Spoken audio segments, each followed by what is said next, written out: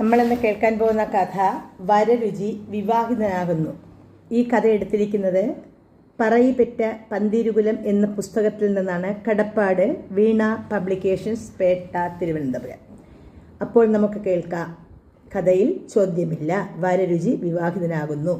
നാടും നഗരവും ചുറ്റിക്കറങ്ങി 4 സൂര്യാസ്തമനങ്ങൾ പിന്നിട്ട വരരുചിയെ വിശപ്പും ദാഹവും ക്ഷീണവും വല്ലാതെ വിവശനാക്കി. പുലരിയുടെ മംഗളസ്വനം മുഴങ്ങി.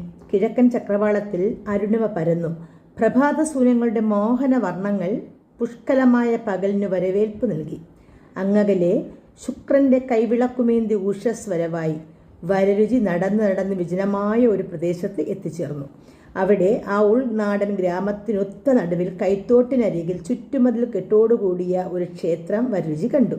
അമ്പലക്കുളം കണ്ടപ്പോൾ ആശ്വാസമായി. വരരുചി യാത്ര ചെയ്ത് നന്നെ ക്ഷീണിച്ചിരുന്നു. മീനച്ചൂടേറ്റ് പുറം പൊള്ളി വിയർത്തൊലിച്ചിരിക്കുന്നു. ദേഹശുദ്ധി വരുത്തുക തന്നെ. അദ്ദേഹം അമ്പലക്കുളത്തിലേക്ക് ഇറങ്ങി മുങ്ങിക്കുളിച്ചു. മനസ്സിനും ശരീരത്തിനും ശുദ്ധി വരുത്തി. പിന്നെ ശ്രീകോവിലിനെ ലക്ഷ്യമാക്കി നടന്നു. സാക്ഷാൽ പരമശിവൻ കുടികൊള്ളുന്ന ശിവക്ഷേത്രമായിരുന്നു അത്. ക്ഷത്രിയ നാശം വരുത്തിയ പരശുരാമൻ പാപപരിഹാരാർത്ഥം കേരളക്കരയിലെമ്പാടും നിർമ്മിച്ച ക്ഷേത്രങ്ങളിൽ ഒന്നായിരുന്നു ആ ശിവക്ഷേത്രം. വരരുചി കൂപ്പുകൈകളോടെ സാക്ഷാൽ ശ്രീ പരമേശ്വരനെ വണങ്ങി. അനന്തമായ തൻ്റെ ജീവിതയാത്രയുടെ പൊരുളറിയാൻ വേണ്ടി വരരുചി സാക്ഷാൽ പരമശിവനെ ഉറക്കെ വിളിച്ചു പ്രാർത്ഥിച്ചു. ഭഗവാനേ, അടിയൻ ഇനി എങ്ങോട്ടാണ് പോകേണ്ടത്? ലക്ഷ്യമില്ലാതെ അലയുന്ന ഈ നിർധന ബ്രാഹ്മണന്റെ ദുഃഖത്തിന് അറുതി ഉണ്ടാക്കിത്തന്ന് രക്ഷിച്ചാലും പ്രഭു. വരരുചിയുടെ കണ്ണുകൾ സജലങ്ങളായി, ചുണ്ടുകൾ വിതുമ്പി, ശരീരമാസകലം വിറയ്ക്കുന്നത് പോലെ തോന്നി. ജ്ഞാനദൃഷ്ടികൾ അടഞ്ഞു. ആ വിജ്ഞാന പുരുഷൻ കൈലാസവാസന്റെ തിരുമുമ്പിൽ പ്രാർത്ഥനാനിരതനായി നിമിഷങ്ങളോളം നിന്നു. പൂജാരി നൽകിയ പ്രസാദം നെറ്റിയിൽ പൂശി ചുറ്റമ്പലം പ്രദക്ഷിണം വെച്ച് ക്ഷേത്രത്തിന്റെ പടിഞ്ഞാറേ ഗോപുരവാതിലിലൂടെ പുറത്തിറങ്ങി. വരരുചി നന്നേ ക്ഷീണിച്ചിരുന്നു. ഭക്ഷണമില്ലാതെ, വിശ്രമമില്ലാതെ, തലചായ്ക്കാൻ ഇടമില്ലാതെ മങ്ങലേൽപ്പിച്ച ജീവിതയാത്രയുടെ തകർച്ച അദ്ദേഹത്തെ വിവശനാക്കി. ഇത്തിരി തണൽ കിട്ടിയെങ്കിൽ വരരുചി ആശിച്ചു. ശാഖോപശാഖകളോടുകൂടി പടർന്നു പന്തലിച്ച പേരാൽ വൃക്ഷത്തിന്റെ ചുവട്ടിൽ എത്തിയപ്പോഴേക്കും യുവകേസരി ആകെ തളർന്നുപോയി. തന്റെ ഭാണ്ഡത്തിൽ നിന്നും ഒരു കുറുമുണ്ടെടുത്ത് ആൽത്രയിൽ വിരിച്ചു. ഭാണ്ഡം തലയണയാക്കി വരരുചി ആ വൃക്ഷച്ചുവട്ടിൽ വീണു മയങ്ങി. പരിസരബോധമില്ലാതെ കൂർക്കം വലിച്ചുറങ്ങുന്ന യുവാവിന്റെ തോളിൽ നിന്നും ഉദരത്തിലൂടെ ഞാന്നു കിടക്കുന്ന പൂണൂൽ കണ്ടാൽ അയാൾ ഒരു യഥാർത്ഥ ബ്രാഹ്മണൻ തന്നെയാണെന്ന് തോന്നിച്ചിരുന്നു. വെളുത്തു തൊടുത്ത നാരങ്ങാപ്പഴത്തിന് നിറമൊത്ത അർത്ഥനഗ്നനായ യുവാവ്. കോമളമായ ശരീരം. വിഘ്നങ്ങൾ അറിയാതെ, നൊമ്പരമറിയാതെ അലക്ഷ്യ നിദ്രയിലാണ്ട ആ യുവാവ് ആരാണെന്നറിയാൻ ഒരു യുവതി മറ്റൊരു പെൺകുട്ടിയോടൊപ്പം ആൽച്ചുവട്ടിലെത്തി. അവൾ ശിവക്ഷേത്രത്തിലെ ശാന്തിക്കരൻ നമ്പൂതിരിയുടെ പുത്രിയായിരുന്നു.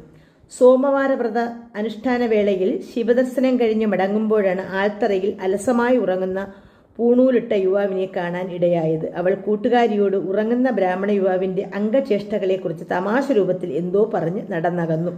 എങ്കിലും മലർന്നു കിടന്നുറങ്ങുന്ന ആ യുവകോമളന്റെ വിരിഞ്ഞ മാറും നീണ്ട നാസികയും കുടുമകെട്ടിയ ചുരുണ്ട മുടിയും മനസ്സിന്റെ ഭിത്തിയിൽ പതിഞ്ഞത് അവൾ അറിഞ്ഞില്ല. വ്രത അന്ത്യത്തിൽ സത്യ ഒരുക്കി സർവാണിക്കാരനെ തേടി നടന്ന പിതാവിനോട് അവൾ പറഞ്ഞു, അച്ഛാ, അമ്പലനടയിലെ ആൽച്ചുവട്ടിൽ ഉടുതുണി മറന്നൊരാൾ ഉറങ്ങുന്നു. അയാൾ പൂണൂൽ ധരിച്ചിരിക്കുന്നു. ബ്രാഹ്മണൻ തന്നെ. അച്ഛൻ അങ്ങോട്ട് പോയി തട്ടി ഉണർത്തി കുളിപ്പിച്ച് പട്ടുടുപ്പിച്ചു കൊണ്ട് വന്നാട്ടെ, നമുക്ക് അന്നം നൽകാം. പ്രിയ മകളുടെ അപേക്ഷ ചെവിക്കൊണ്ട പിതാവ് ആൽത്തറയിലേക്ക് നടന്നു. ഏയ് ബ്രാഹ്മണോത്തമ, എണീറ്റാലും അസമയത്ത് ഉറങ്ങുന്ന പന്തികേടല്ലേ? പൂണൂലിട്ടവർക്ക് അറിയാൻ വയ്യാതുണ്ടോ? എഴുന്നേൽക്കൂ. ശാന്തിക്കാരൻ വരരുചിയെ തട്ടി ഉണർത്തി. ഞെട്ടി ഉണർന്ന് ഉടുമുണ്ട് വാരി ഉടുത്ത് വൃദ്ധബ്രാഹ്മണന്റെ മുന്നിൽ വിനയഭാവത്തിൽ ആ യുവാവ് നിന്ന്. വയറ് വെറ്റില പോലെ കാണുന്നല്ലോ. അന്നത്തിന് വകയുണ്ടായില്ലെന്ന് കരുതുന്നു. വന്നാട്ടെ, കുളിച്ചൊരുങ്ങി കൂടെ പോന്നോളൂ. അന്നത്തിന് വഴിയുണ്ടാക്കാം. അന്നത്തിന് വകയുണ്ടാക്കാൻ അങ്ങ് ദാതാവല്ലല്ലോ. ഭിക്ഷ ഊണ് പതിവില്ല. അങ്ങേക്ക് പോകാം. വ്രതാനുഷ്ഠാനത്തിന്റെ ഭാഗമാണ് വിരുന്ന്. മടിക്കേണ്ട, കൂടെ പോന്നോളൂ. എനിക്ക് വിശപ്പില്ല. വിശക്കുമ്പോൾ അന്നം തേടി എത്താം. വിളമ്പിത്തരാൻ ചോറുണ്ടെങ്കിൽ അപ്പോഴാകാം. ബ്രാഹ്മണോത്തമ, വന്നിടത്തേക്ക് മടങ്ങിയാലും. ശാന്തിക്കാരൻ ബ്രാഹ്മണന് കോപവും നിരാശയും വന്നു. അദ്ദേഹം വരരുചിയെ അടിമുടി സൂക്ഷിച്ചു നോക്കി. ഉത്തരീയം കീഴ്പോട്ട് വലിച്ച് കോപമടങ്ങി ദ്രുതഗതിയിൽ നടന്നു മറഞ്ഞു. വരരുചിയുടെ വയറ്റിൽ വിശപ്പിന്റെ മുറവിളി ഉയർന്നു. ഇനിയും എന്തെങ്കിലും കഴിച്ചില്ലെങ്കിൽ ആകെ തളർന്നു പോകും. മാനം കൊണ്ട് മഹത്വം നടിച്ചാലും വിശപ്പടക്കിയില്ലെങ്കിൽ വയറ് പിണങ്ങും. ശരീരം യന്ത്രമാണ്, അത് പ്രവർത്തിപ്പിക്കാൻ ഇന്ധനം വേണം. എല്ലാം മുച്ചാൻ വയറിനു വേണ്ടിയല്ലേ? വരരുചി അമ്പലക്കുളത്തിലിറങ്ങി മുഖശുദ്ധി വരുത്തി കൈകാൽ കഴുകി കുറുമുണ്ട് ചുറ്റി ലക്ഷ്യമില്ലാതെ നടന്നു. വൈശ്യഗേഹങ്ങൾക്കരികിലൂടെ ചെട്ടിയാർ മഠത്തിനിടയിലൂടെ ബ്രാഹ്മണ തെരുവിലൂടെ വലിപ്പവും ചെറുപ്പവും കണ്ടുകണ്ട് മണിമാളികൾക്കിടയിലൂടെ വയറും നൊന്ത് നടന്നു. ഒടുവിൽ ബ്രാഹ്മണന് ഭക്ഷണ ഇല്ലത്തിലാണല്ലോ. അന്വേഷണത്തിൽ അടുത്തൊരിടത്തൊരു ബ്രാഹ്മണ മഠമുണ്ടെന്നറിഞ്ഞു. വരരുചി വീണ്ടും നടന്നു. മണിഹർമ്മ്യങ്ങളുണ്ട്, ഇടയ്ക്ക് ചെറു ഗൃഹങ്ങളുമുണ്ട്. എവിടെ പോകും? എവിടെ ചെന്നാലും വിശപ്പിന് വക കിട്ടും. അതിഥി ദേവോ ഭവ എന്ന ആർഷ സംസ്കാര പാഠം വരരുചിയുടെ ഓർമ്മയിൽ ഓടിയെത്തി. ഒരു ഇടത്തരം ഭവനത്തിന് മുന്നിലെത്തിയപ്പോൾ തന്നെ ആരോ പിടിച്ചു നിർത്തിയതുപോലെ വരരുചി നിന്നുപോയി. ഏതായാലും അവിടെ നിന്നാകാം തൻ്റെ ഉച്ചഭക്ഷണം എന്ന് അദ്ദേഹം തീരുമാനിച്ചു. വൻ മാളികകളല്ല, ചെറു ഗേഹങ്ങളാണ് അതിഥിക്ക് സ്വീകാര്യം. അവിടുത്തെ അന്നത്തിന് ആദരവുണ്ടായിരിക്കും. വരരുചി ഗൃഹാങ്കണത്തിലേക്ക് കയറി. ഒരു വളകിലുക്കം. കരളിൽ കുളിര് പെയ്തിറങ്ങുന്ന മധുരമായ കുളിർ രവം. പിന്നെയും ഉയർന്നു വളകിലുക്കം. വരരുചി പെട്ടെന്ന് തിരിഞ്ഞു നോക്കി. മധുരം ചൊരിഞ്ഞൊഴുകുന്ന മാദക തിടമ്പായ 17കാരുടെ വളകിലുക്കം പിന്നെയും പിന്നെയും കേട്ടു. ഒരു മിന്നൽ പിണർ പോലെ ആ സുന്ദരി മനസ്സിന്റെ ലോലതന്ത്രികളിൽ മണിനാദം മുഴക്കിക്കൊണ്ട് അതിഥിയുടെ മുന്നിലൂടെ കടന്നുപോയി. അവാച്യ മധുരമായ അനുഭൂതി ആ ബ്രഹ്മചാരിയെ തൊട്ടും തൊടാതെയും ഇക്കിളിപ്പെടുത്തി. ഇവൾ ആരാണ്? ഉൾക്കാമ്പ കൊതിച്ചപ്പോൾ വരരുചികൾ ഉത്കണ്ഠയായി. പണ്ഡിത ബ്രാഹ്മണന് ഇല്ലത്ത് കയറിയിരിക്കാം. കളഭാഷിണിയുടെ മൃദുരവം യുവാവായ വരരുചിയുടെ വികാര കേന്ദ്രങ്ങളിൽ വിശപ്പുണ്ടാക്കി, ഒപ്പം ദാഹവും ഉണ്ടാക്കി. മാറ്റത്തിലും പ്രവൃത്തിയിലും നിഷ്കപടത തുടിച്ചു നിൽക്കുന്ന ആ കോമള ബദനയെ കോരിയെടുത്ത് മുഖം ഒപ്പിച്ച് കുശലം ചോദിക്കാൻ ബ്രാഹ്മണ യുവാവിന് പൂതി തോന്നി. പൂപോലത്തെ പുഞ്ചിരി, പ്രഭാപുഷ്കലമായ വദനം. അകാരണമായൊരു വൈകാരിക ആവേശത്താൽ വരരുചി സർവാംഗ പുളകിതനായി. നീണ്ടു നിവർന്ന ശരീരപ്രകൃതം, വട്ടത്തിലുള്ള മുഖം, എള്ളുംപൂവിനത്ത നീണ്ട നാസിക, വില്ലുപോലെ വളഞ്ഞ പുരികക്കൊടികൾ, വീതിയാർന്ന നെറ്റിത്തടം, പനിനീർപ്പൂ വിതൾ പോലെ മാദകമായ കപോലങ്ങൾ, ചെന്തൊട്ടിപ്പഴത്തെ വെല്ലുന്ന അധരപുടങ്ങൾ. അവളുടെ തൂമന്ദഹാസത്തിൽ 1000 കുടമുല്ലപ്പൂക്കൾ വിടർന്നു. അഴകാർന്ന നീണ്ട കണ്ടത്തിൽ ലോലമായ സ്വർണ്ണാഭരണം തിളങ്ങുന്നുണ്ടായിരുന്നു. കണ്ണുകൾ താഴേക്കിറങ്ങി. വാഴക്കൊമ്പിനെ വില്ലുന്ന അഴകൊത്ത പോർമുല്ലകൾ. അവളുടെ സ്ത്രീ സൗന്ദര്യം വിളിച്ചോതുന്നുണ്ടായിരുന്നു. മൃദുലമായ ഹസ്തങ്ങൾ, നീണ്ടുമെലിഞ്ഞ വിരലുകൾ, വെട്ടിമിനുക്കിയ നഖങ്ങൾ കാന്തിമയമായിരുന്നു. ആ കൈകളിൽ വളകൾ കിലുങ്ങുന്നുണ്ടായിരുന്നു. കാലിൽ പാദസരവും അരയിൽ പൊന്നിരഞ്ഞാണവും ഉണ്ടാകുമെന്ന് വരരുചി ചിന്തിച്ചു. എത്ര മേനിയാർന്ന ഒതുക്കമുള്ള ഉടൽ, വടിവൊത്ത നിതംബ സൗന്ദര്യം കണ്ടപ്പോൾ അവർ അപ്സര കന്യയാണെന്ന് ആ യുവകേസരിക്ക് തോന്നി. ആലിലെ വയറിൻ്റെ നറുനെറ്റിയിൽ കണ്ട നാഭിച്ചൊഴി വരരുചിയെ ചക്രശ്വാസം ചുറ്റിച്ചു. തുടുതുടുത്ത അംഗരക്ഷകരായ വാഴപ്പിണ്ടി പോലുള്ള തുടകൾക്കിടയിൽ ജഗനദേശം ഒളിപ്പിച്ചിരിക്കുന്ന ലോല വസ്ത്രങ്ങൾ വാസ്തവത്തിൽ വരരുചിയെ ഇക്കിളിപ്പെടുത്തി. സ്ത്രീയുടെ നഗ്നകാന്തി ഭാവനയിലൂടെ കണ്ട വരരുചി ത്രിശങ്കു സ്വർഗത്തിലായിപ്പോയി. ഉച്ചിയിൽ തലകെട്ടി, കച്ചമുണ്ടുകൊണ്ട് മുലക്കച്ച കെട്ടി, മുക്ത മന്ദഹാസ മധുരമായ ആ താരുണ്യ തിടമ്പിനെ വാരിപ്പുണരാൻ സത്യത്തിൽ വരരുചി മോഹിച്ചുപോയി. പാവം പാവം, മഹാപാവം. ശുദ്ധ ബ്രഹ്മചാരിയായ താൻ എന്തെല്ലാം കാടുകയറി ചിന്തിക്കുന്നു. അന്തരാത്മാവിൻ്റെ മന്ത്രം കേട്ടിട്ടും കടിഞ്ഞാൻ പൊട്ടിയ കുതിരയെപ്പോലെ വികാരങ്ങൾ വരരുചിയെ പരാജയപ്പെടുത്തുന്നുണ്ടായിരുന്നു. ചീവുളി പോലെ കുത്തിയിറങ്ങുന്ന യുവബ്രാഹ്മണന്റെ പിശകുള്ള നോട്ടം കന്യകയെ അമ്പരപ്പിച്ചു. അവൾ ബാണമേറ്റ പറവയെപ്പോലെ ഇല്ലത്തിനുള്ളിലേക്ക് ഓടി മറഞ്ഞു. നിമിഷങ്ങൾക്കകം ആ ദിവ്യപ്രഭ മറഞ്ഞു. ഇല്ലത്തിനകത്തൊരു ചിലമ്പല് മാത്രം കേട്ടു. പിന്നെ ഒരു കിളിനാദവും. അച്ഛാ, പുറത്തൊരാളുണ്ട്. അകത്തുനിന്ന് ഗൃഹനാഥനായ ബ്രാഹ്മണൻ പുറത്തു വന്നു. ബ്രാഹ്മണോഹം ഭിക്ഷാന്തേഹി. ഇതാ ഒരു ബ്രാഹ്മണൻ, ഭിക്ഷ തരൂ. ഗൃഹനാഥൻ കണ്ടപാടെ വരരുചിയെ തൊഴുതുകൊണ്ട് ആഗമൃതാം സ്വാമിൻ ആഗമൃതാം സ്വാമിൻ വരൂ, ഇരിക്കൂ എന്ന് പറഞ്ഞ് തൊഴുത് പായ നീട്ടി വിരിച്ചു. വരരുചി ഇരുന്നു. അതിഥിയും ആതിഥേയനും തമ്മിൽ ഗീർവാണത്തിലാണ് സംസാരിച്ചത്. അതൊരു ബ്രാഹ്മണ ആചാരമായിരുന്നു. ആഗതനെ ഒറ്റ നോട്ടത്തിൽ തന്നെ ശാന്തിക്കാരനും മകളും തിരിച്ചറിഞ്ഞു. എങ്കിലും അതിഥി സൽക്കാരമുറയിൽ ഇരുവരും വ്യാപൃതരായി. ആതിഥേയൻ്റെ പെരുമാറ്റം, വാക്വിശുദ്ധി, ചിട്ട മുതലായവ വരരുചിയെ ആകർഷിച്ചു. വീട്ടുകാരെ ജ്ഞാനിയാണല്ലോ, എന്നാൽ ഒരു പരീക്ഷണവും കൂടി നടത്തിക്കളയാൻ അതിഥി വിചാരിച്ചു. പണ്ഡിതന്മാരുടെ ഒരു സഹജ വാസനയാണത്. വിദ്വാൻമാർ തമ്മിൽ ഉരസുന്നതും രസമാണ്. ഇതിനിടയിൽ അങ്ങ് മഹാപണ്ഡിതനായ വരരുചി തന്നെയല്ലേ? വിക്രമാദിത്യ സദസ്സിലെ ബ്രാഹ്മണൻ സംശയത്തോടെ ചോദിച്ചു. അതെ, ഞാൻ തന്നെയാണ്. വിക്രമാദിത്യ സദസ്സിലെ നവരത്നങ്ങളിൽ ഒരാളായ വരരുചി. ബ്രാഹ്മണൻ ആ വിശിഷ്ട അതിഥിയോട് വിനയപൂർവ്വം കുശലങ്ങൾ ആരാഞ്ഞു. ഞാൻ ഭാഗ്യവാനാണ്. വരരുചിയെ തന്നെ അതിഥിയായി ലഭിച്ചല്ലോ. പുണ്യലബ്ധിക്കായി ഞാൻ ദിവസവും ബ്രാഹ്മണർക്ക് ഭോജനം നൽകാറുണ്ട്. ഈ പതിവ് തുടങ്ങിയിട്ട് എത്ര നാളായി? 17 വർഷങ്ങളായി. ഇന്നും തുടരുന്നു. മോളെ, അച്ഛൻ്റെ വിളി മകൾ അകത്തു നിന്ന് കേട്ട്. എന്താണച്ഛാ?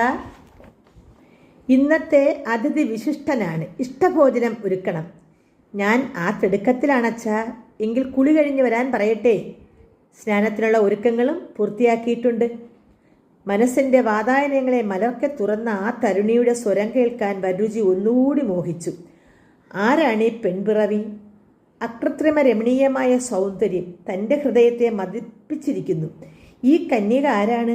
രംഭയോ, മേനകയോ, തിലോത്തമയോ, അതോ ശ്രീ പാർവതി വേഷം മാറി വന്ന് തന്നെ പരീക്ഷിക്കുകയാണോ?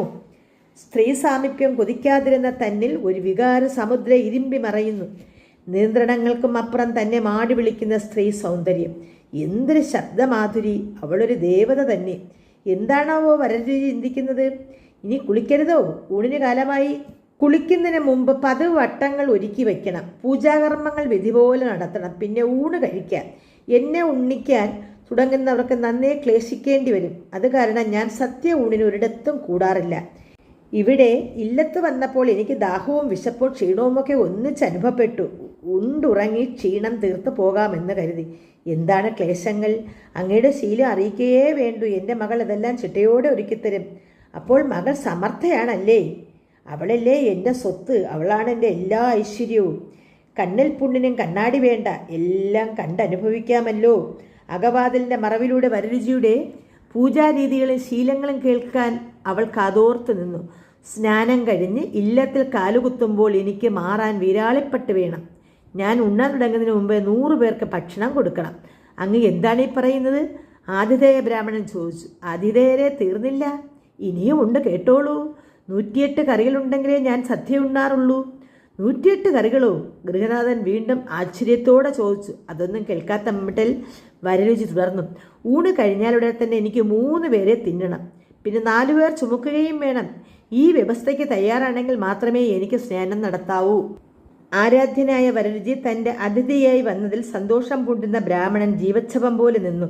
ഒന്നും മിണ്ടാവാനാവാത്ത നിമിഷങ്ങൾ.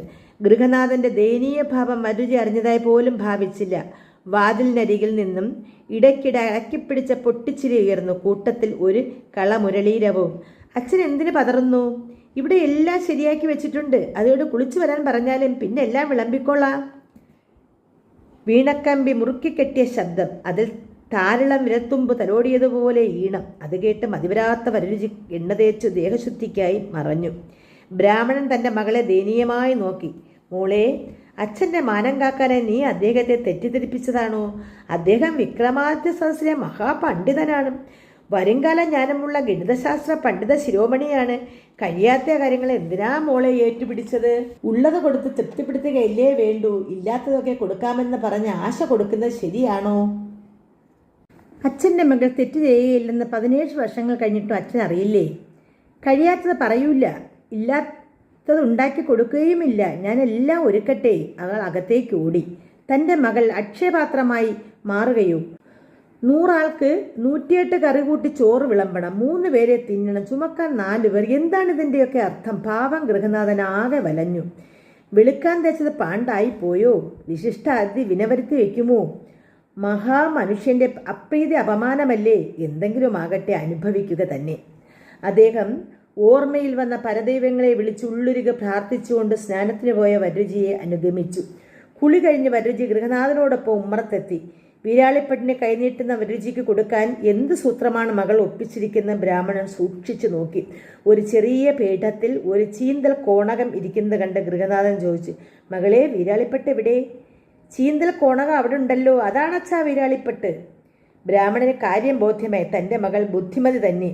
അകവാതിലിനരികിൽ നിന്ന് വരരുചി ആ കളമധുര രവം ഒരിക്കൽ കൂടി കേട്ടു.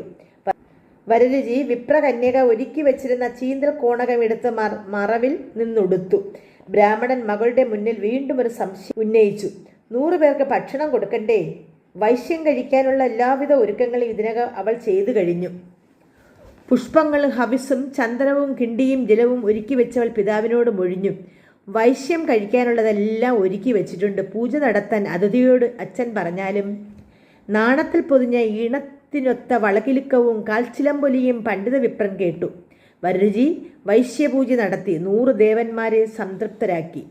ശാപ്പാടിന് മുമ്പേ 100 പേർക്ക് ഊണ് കൊടുക്കണമെന്ന് വരരുചി ആവശ്യപ്പെട്ടിരുന്ന 100 ദേവന്മാർക്ക് പൂജ നടത്തണമെന്ന ഉദ്ദേശത്തിലായിരുന്നുവെന്ന് അപ്പോൾ ആതിഥേയ ബ്രാഹ്മണന് മനസ്സിലായി. അടുക്കോടും ചിട്ടയോടും കൂടി മകൾ ഒരുക്കി വെച്ചതൊക്കെ വരരുചിക്ക് തൃപ്തി കൈവരുത്തിയെന്ന് ഗൃഹനാഥന് തോന്നി. പൂജ കഴിച്ച ശേഷം വരരുചി ഊണ് കഴിക്കാനായി തുമ്പിലയുടെ മുന്നിലിരുന്നു. അവൾ ഊണ് വിളമ്പി. ഇലയിൽ എത്തേണ്ട വരരുടെ കണ്ണ് അവളുടെ ശരീരത്തിൽ എവിടെയൊക്കെയോ ഓടി നടന്നു. ഇലയിലോ ചോറിനോടൊപ്പം വിഭമായ ഇഞ്ചിക്കറി മാത്രമേ ഉണ്ടായിരുന്നുള്ളൂ. അത് കണ്ട് ഗൃഹനാഥൻ മൂക്കത്ത് വിരൽ വെച്ച് നിന്നുപോയി. വിശപ്പിൻ്റെ ആർത്തി വലുതായിരുന്നു. എങ്ങും ശ്രദ്ധിക്കാതെ വരരുചി ആഹാരം രുചിയോടെ ഭുജിച്ചു. പിതാവിൻ്റെ ഉത്കണ്ഠയ്ക്ക് മറുപടിയായി മകൾ അച്ഛനെ അകത്തേക്ക് വിളിച്ച് കാതിൽ മന്ത്രിച്ചു. അച്ഛൻ വ്യാകുലപ്പെടേണ്ട, ഇഞ്ചിക്കറി 108 കറിക്ക് സമമാണ്. പിതാവ് മകളെ മനസ്സാ പ്രശംസിച്ചു. മൃഷ്ടാന്ന ഭോജനവും കഴിഞ്ഞ് ഏമ്പക്കം വിട്ടുകൊണ്ട് വരരുചി വിരൽ നക്കി പുറത്തു വന്ന് കൈ കഴുകി. അപ്പോൾ മകൾ അച്ഛൻ്റെ മുമ്പിൽ വെറ്റിലച്ചെല്ലം നീട്ടി. വെറ്റില, ചുണ്ണാമ്പ്, പാക്ക് ഇവ 3ഉം അദ്ദേഹം തിന്നട്ടെ, അവളൊരു പുഞ്ചിരിയോടെ പറഞ്ഞു. വരരുചി ചമ്രം പടിഞ്ഞിരുന്ന് നല്ലവണ്ണം മുറുക്കിത്തുപ്പി. സംതൃപ്തിയുടെ യഥാർത്ഥ ഭാവം ആ മുഖത്ത് പ്രതിഫലിച്ചു. ആതിഥേയ കന്യക വിപ്രവര്യന് ശയനമുറി ഒരുക്കാനുള്ള തിരക്കാരംഭിച്ചു. തൽപ്പം വെടിപ്പാക്കി പായ് വിരിച്ചു. പുറത്ത് പട്ടുശീലയും വിരിച്ചു. പിന്നെ തലയിണ വെച്ചു. അച്ഛാ, കിടക്ക ഒരുക്കി 4 പേർ അദ്ദേഹത്തെ ചുമന്നോട്ടെ. മകളുടെ കുസൃതി വചനങ്ങളുടെ അർത്ഥവ്യാപ്തി ഉള്ളുകൊണ്ട് ഗ്രഹിച്ച പിതാവ് തല ചായ്ക്കാൻ ഇടം ഒരുക്കിയിട്ടുണ്ടെന്ന് വരരുചിയെ അറിയിച്ചു.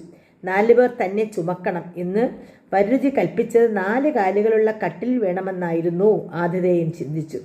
കന്യാരത്നം ബുദ്ധിമതി തന്നെ. തലചായ്ക്കുമ്പോൾ വരരുചി മനസ്സിൽ ചിന്തിച്ചുപോയി. ആരെയും ഉന്മത്തരാക്കുന്ന സൗന്ദര്യം തൻ്റെ മനസ്സിനെയും മതിപ്പിച്ചിരിക്കുന്നു. ആ കളഭാഷണിയെ ഒന്ന് കണ്ടെങ്കിൽ, അവൾ അരികിൽ വന്നെങ്കിൽ, അവളോട് ഇത്തിരി സൊറ പറഞ്ഞിരുന്നെങ്കിൽ വരരുചി കൊതിച്ചു. പതിവില്ലാത്ത ശീലങ്ങൾ ആ പണ്ഡിത കേസരിയിൽ നുരഞ്ഞു പൊങ്ങി. ആ യുവകോമളൻ്റെ ദേഹമാസകരം ഒരു കിതപ്പ് അനുഭവപ്പെട്ടു. ആ വിപ്രകന്യക ഒരുക്കിയ കട്ടിൽ തിരിഞ്ഞും മറിഞ്ഞും ചഞ്ചല ചിത്തനായി വരരുചി കിടന്നു. വിവാഹം കഴിക്കയില്ലെന്ന് ശഠിച്ചു നടന്ന ബ്രഹ്മചാരി ഇപ്പോൾ പെൺചൂടിനു വേണ്ടി ഞെരിവിരി കൊള്ളുന്നു. അദ്ദേഹം കട്ടിലിനെ കരയിച്ചു, ചുമച്ച് ശബ്ദമുണ്ടാക്കി. കുതിച്ചു പൊങ്ങുന്ന വികാര ശതങ്ങൾ വരരുചിയെ തികച്ചും അസ്വസ്ഥനാക്കി. കിടക്കാനാവാതെ അദ്ദേഹം കട്ടിലിൽ എഴുന്നേറ്റിരുന്നു. ആതിഥേയ തരുണിയെ കാണാൻ മാർഗമുണ്ടായെങ്കിൽ വരരുചി ആശിച്ചുപോയി. ഗൃഹനാഥനെ തന്നെ വിളിച്ചാലോ? ചിന്തകൾക്ക് പിരിമുറുക്കമുണ്ടായി. ഒരു പക്ഷേ തന്നിൽ ആകൃഷ്ടനായി മയക്കം നടിച്ച് കിടക്കയാകുമോ ആ മായാമോഹിനി? ആ അനാഘ്രാത പുഷ്പത്തിൻ്റെ മൃദുല ദളങ്ങൾ വിരിയിക്കാനുള്ള ഭാഗധേയം തനിക്ക് തന്നെ ആയിരിക്കുമോ? ബ്രഹ്മചാരിയായ വരരുചിയുടെ ഹൃദയം മന്മഥൻ്റെ പൂവമ്പുകളേറ്റ് പിടയാൻ തുടങ്ങി. തൊട്ടടുത്ത മുറിയിൽ ഉറങ്ങാതെ കിടന്ന പഞ്ചമി വരരുചിയുടെ ശബ്ദഭാഷ്യം ശ്രദ്ധിക്കുന്നുണ്ടായിരുന്നു. അവൾ മെല്ലെ എഴുന്നേറ്റു. ആ വളകിലിക്ക യുവബ്രാഹ്മണന്റെ കാതുകളിൽ പീയൂഷധാര ചൊരിഞ്ഞു. വരരുചി പുറം വാതിലിൽ മുട്ടി വിളിച്ചു, ഏയ് ഏയ്. അകത്തു നിന്നും പഞ്ചമി വിളിയേട്ടു. എന്തോ? പേര് പറഞ്ഞില്ല. പഞ്ചമി. പഞ്ചമി ഈ നെഞ്ചിൽ എങ്ങനെ എത്തി? അറിയൂല. ഈ പരദേശി ബ്രാഹ്മണന് ഇഷ്ടമായോ? എങ്കിൽ ഞാൻ പുടവ തരാം. അച്ഛനോട് പറഞ്ഞോളൂ, ഇനി എന്നെ വിളിക്കണ്ട, എനിക്കുറങ്ങണം. ആ ശബ്ദമാധുരിയിൽ നാണം പതഞ്ഞു പൊങ്ങുന്നുണ്ടായിരുന്നു. എല്ലാം വിധിയാണ്. വിധി വിളിച്ചേകിയ വിപ്രഗേഹത്തിൽ അന്തിയുറങ്ങാൻ അവസരം വന്നതും വിധി തന്നെ. അകഞ്ചുവരിൽ ചാരി നിൽക്കുമ്പോൾ വരരുചിയുടെ അന്തരാത്മാവ് മന്ത്രിച്ചു. വിജ്ഞാനത്തിൻ്റെ നിറതിരി വെട്ടത്താൽ ദീപ്തമായ യുവബ്രാഹ്മണന്റെ മനസ്സിൽ അസ്തമയമില്ലാത്ത സൂര്യോദയം പോലെ പുതിയൊരറിവിൻ്റെ വെളിച്ചം പരന്നു. അബോധ മനസ്സിലെ മുക്തവികാരങ്ങൾ ഉണർന്നപ്പോൾ അതിൻ്റെ ശക്തിയിൽ ആടിയുരഞ്ഞ മോഹമനസ്സിൽ വികാര തരംഗം ഇരമ്പി. ഇല്ല, ഇനി ഉറങ്ങാനാകില്ല. ഉള്ളിൻ്റെ ഉള്ളിൽ വസന്താഗമകത്തിൻ്റെ പൂവിളിയുമായി പഞ്ചമി മദാലസ് നൃത്തം ചെയ്യുന്നു. പഞ്ചമി രാവുപോലെ പരിശുദ്ധയായ പഞ്ചമി. അവൾ വിശുദ്ധ ഹൃദയത്തിൻ്റെ ഉടമയാണ്, ബുദ്ധിമതി. ആദ്യ പരീക്ഷണങ്ങളിലെല്ലാം അവൾ 100% വിജയം നേടി. വികാരഭരിതമായ സുന്ദര സ്മരണകൾ പഞ്ചമിയെ വേളി കഴിക്കാൻ തന്നെ പ്രേരിപ്പിക്കുന്നു. വേണ്ടെന്ന് കരുതി മനസ്സിലെവിടെയോ മറച്ചിട്ടിരുന്ന വിവാഹമെന്ന സങ്കല്പ ഇതാ തന്നെ ഉത്തേജിതനാക്കുന്നു. വരരുചി വീണ്ടും കിടക്കയിൽ നിന്ന് എണീറ്റ് പൂമുഖവാതിലിൽ ചെന്നിരുന്നു. നക്ഷത്രമണ്ഡലം തെളിഞ്ഞു കാണുന്നു. ശുഭലക്ഷണത്തിൻ്റെ സൂചനയാണിത്. നിലാവ് പെയ്തിറങ്ങുന്ന പഞ്ചമി രാവായിരുന്നു അത്. കണ്ണ ചിമ്മുന്ന മിന്നാമിനുങ്ങുകൾ പോലെ ചിന്തകൾ ബന്ധുരയുടെ സാമീപ്യത്തിനായി കൊതിക്കുന്നു. ബന്ധുര ആരാണ് ഈ ബന്ധുര? അവൾ തന്നെ പഞ്ചമി. നിശാഗന്ധി പൂക്കളിൽ നിന്ന് സുഗന്ധം മൂക്കിലിരച്ചു കയറിയ മഥന വില്ല് കുരയ്ക്കാനുള്ള മലരമ്പൻ്റെ പ്രേരണയായി തോന്നി. ലഗ്നം ശുഭം. നല്ലതെന്തോ സംഭവിക്കാൻ പോകുന്നു. ഗണിതശാസ്ത്ര പണ്ഡിതന്റെ സിരാതന്തുക്കളിൽ നന്മയുടെ പ്രതിഫലന ബിന്ദുക്കൾ പരന്നു. നെഞ്ചിലിക്കിളി വരുത്തുന്ന പഞ്ചമി ചിന്ത ആ കാമലോലിനെ തഴുകി. ലഗ്നത്തിൽ സംബന്ധത്തിന് വക കാണുന്നു. തടുക്കാനാവാത്ത രാശികളുടെ സമ്മേളന സുദിനം. ഏതായാലും പഞ്ചമിയുടെ പിതാവിനോട് തൻ്റെ ഇംഗിതം അറിയിക്കുക തന്നെ. വേവലാതി പൂണ്ട താൻ ഉഴലുകയോ അനുവാദമില്ലാതെ കന്യയെ സ്പർശിക്കുകയോ താൻ വിഡ്ഢിയല്ലല്ലോ. മനസ്സിൽ തോന്നിയത് മാനത്ത് കണ്ടു. ഇനിയെ നടപ്പിലാക്കുകയേ വേണ്ടു. തൻ്റെ മനോഗതം വരരുചി ആ രാത്രി തന്നെ ഗൃഹനാഥനെ അറിയിച്ചു. ഞാൻ വിവാഹം കഴിക്കാൻ ആഗ്രഹിക്കുന്നു. വധു പഞ്ചമി തന്നെയാണെങ്കിൽ എന്ന് ആശിക്കുന്നു. ആ അപേക്ഷ കേട്ട് ഗൃഹനാഥൻ വളരെ സന്തോഷിച്ചു. മഹാപണ്ഡിതനായ ഒരാളെ തൻ്റെ മകൾക്ക് ഭർത്താവായി കിട്ടുക ചില്ലറ കാര്യമാണോ? അങ്ങയുടെ വാക്കുകൾ എനിക്ക് വിശ്വസിക്കാമോ? പിതാവ് ചോദിച്ചു. വൈകിയുള്ള വിവാഹത്തിന് പ്രേരണ അങ്ങയുടെ ഈ അത്താഴ വിരുന്നാണ്, വരരുചി പറഞ്ഞു. കന്യകയുടെ ഇംഗിതമറിയാൻ വരരുചി കാതോർത്തിരുന്നു. സ്നേഹനിധിയായ പുത്രിയെ വിളിച്ച് മംഗലഭാഗ്യം കൈവന്നിരിക്കുന്ന വിവരം പിതാവ് അറിയിച്ചു. വരരുചിയുടെ പ്രണയ വേവലാതികൾ ഉളികണ്ണെറിഞ്ഞ് കണ്ടുന്ന പഞ്ചമി സ്വപ്ന സാക്ഷാത്കാരം നേടിയതുപോലെ അച്ഛനോട് പറഞ്ഞു. പിതാവിൻ്റെ ഇഷ്ടം എന്താണാവോ അതുതന്നെ മകൾക്കും. പിറ്റേന്ന് തന്നെ കല്യാണത്തിനു വേണ്ട എല്ലാ ഒരുക്കങ്ങളും തയ്യാറായി. നക്ഷത്രപ്പന്തലിൽ കീഴിൽ നിലവിളക്കിന് മുമ്പിൽ അനേക സന്തതികൾക്ക് ഭാഗ്യമുള്ള ശുഭമുഹൂർത്തത്തിൽ 4 പേർ അറിയത്തന്നെ ബ്രാഹ്മണ വിധിപ്രകാരമുള്ള എല്ലാവിധ ചടങ്ങുകളുടെയും ആ പിതാവ് തൻ്റെ മകളെ വരരുചിക്ക് വേളി കഴിച്ചു കൊടുത്തു. ആ സമ്മോഹന മുഹൂർത്തത്തിന് ദൃക്സാക്ഷികളായി ഭവിച്ച വനദേവതമാർ ആനന്ദ അതിരേകത്താൽ ചിറകടിച്ച് സമൂഹ നൃത്തമാടി. സുഹൃതം നേടിയെന്ന് വരരുചി സന്തോഷിച്ചു. താനിപ്പോൾ സൂര്യോപാസനാദികളിലാലും ബുദ്ധി സാമർഥ്യത്താലും വിധിയെ മറികടന്നിരിക്കുവാണല്ലോ. പക്ഷേ അദ്ദേഹത്തിൻ്റെ ചിന്താഗതി ശരിയായിരുന്നു. ആരെ ഒഴിവാക്കാനാണോ താൻ ഇത്രയും കാലം മനസ്സാ വാച കർമ്മണ പരിശ്രമിച്ചത്, ആ കന്യകയെ തന്നെ അദ്ദേഹം അങ്ങോട്ട് ആവശ്യപ്പെട്ട് വിവാഹം കഴിച്ചിരിക്കുന്നു. വിധിവിഹിതമാണ് വിവാഹം. അത് മുൻജന്മ നിശ്ചയമാണ്. വിഘാതങ്ങൾ എന്തായാലും വിധി നടപ്പാക്കുക തന്നെ ചെയ്യും. അതാണ് പ്രകൃതി നിയമം. അപ്രതീക്ഷിതമായ കണ്ടുമുട്ടൽ, അതിലൂടെ ഒരു പരീക്ഷണം, ഒടുവിൽ വിവാഹത്തിൽ കലാശിച്ചു. ആ പ്രേരണ ഈശ്വര നിശ്ചയം തന്നെയായിരുന്നു. കടമ നിറവേറ്റാൻ കാത്തിരുന്ന വൃദ്ധബ്രാഹ്മണന് കർത്തവ്യം നിറവേറ്റിയ ചാരിതാർത്ഥ്യമുണ്ടായി. അനുയോജ്യമായ ജീവിത ബന്ധങ്ങൾ ശുഭസൂചനയാണ്. ഭാവി തലമുറയുടെയും ദീപ്തമായ പന്ഥാവ് വെട്ടിത്തെളിക്കാൻ ഈ സംഗമം സാധ്യമാകുന്നു. കർമാനുസാരിയായ ജന്മബന്ധങ്ങളിലൂടെ ചുറ്റിത്തിരിയുന്ന ജീവകോടികൾ വിധിയുടെ കളിപ്പാട്ടങ്ങൾ മാത്രമാണ്. സ്വയം അറിയാതെ അന്തരാള ഗതിക്കിടയിൽ ഒന്നോടൊന്ന് ചേർന്നു പോകുന്ന അണുക്കൾ. അത്തരമൊരു ജന്മാന്തര ബന്ധമാണോ ബ്രാഹ്മണോത്തംസമായ വരരുചിയെയും അധകൃത വംശജയായ പഞ്ചമിയെയും കൂട്ടിയിണക്കിയത്? പഞ്ചമി വരരുചി ബന്ധങ്ങളുടെ ജീവിത യാഥാർത്ഥ്യത്തിൻ്റെ ചുരുൾ നിവരുകയാണിവിടെ.